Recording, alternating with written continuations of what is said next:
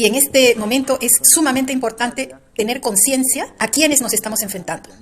¿Por qué siguen los muertos y nadie renuncia? ¿Por qué sigue la impunidad? ¿Será tal vez porque en realidad los que están gobernando son estas mafias que quieren obligarnos a seguir esclavos a los contratos ley? Sí, los contratos ley que puso Fujimori y su gran equipo que hizo la Constitución de 1992, justamente en el artículo 92, creó los contratos ley, que se firman con empresas nacionales e internacionales y que lo hace directamente el Ejecutivo y que no se pueden cambiar durante todo el tiempo que dure el contrato, sea el gobierno que sea, hayan las marchas que hayan. Es decir, por ejemplo, nosotros estamos en contra de la renta básica de Telefónica. Ya, no importa que marchemos, no importa que llenemos el libro de reclamaciones, no.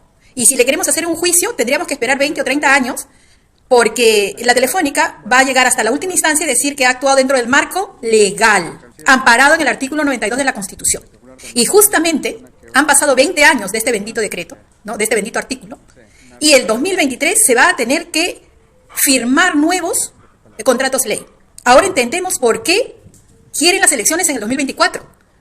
Ahora entendemos por qué Dina está secuestrada y es una títere. Solo la necesitan para firmar, porque ahorita sabemos que está haciendo todo, como secretaria, todo lo que le dicta el fujimontesinismo. Entonces los peruanos creo que tenemos que entender que estamos luchando contra esas mafias, que son las que realmente dirigen el país. Me atrevo a imaginar, a pensar, y hay que investigar, que es muy probable que Alberto Fujimori se haya hecho uno de los hombres más ricos del país y de la región, gracias a ese y otros artículos que puso en la Constitución y que representan la cadena para todos los peruanos, nuestros hijos y nuestros nietos. ¿No sería difícil imaginar que en 1992, con el cierre del Congreso, simplemente pactó con todas estas mafias, señalando que él iba a ser presidente vitalicio o que iba a ejercer la dinastía Fujimori y que iba a tener el control absoluto del Poder Ejecutivo, el Poder Legislativo y el Poder Judicial para mantener estas legalidades que nos encadenan y que les permiten a ellos saquear el país impunemente y a nosotros trabajar y trabajar cada día, no para nosotros y nuestro bienestar, sino para engrosar los bolsillos de esos mafiosos internacionales? Y nosotros no podemos aceptar eso. No somos esclavos de nadie.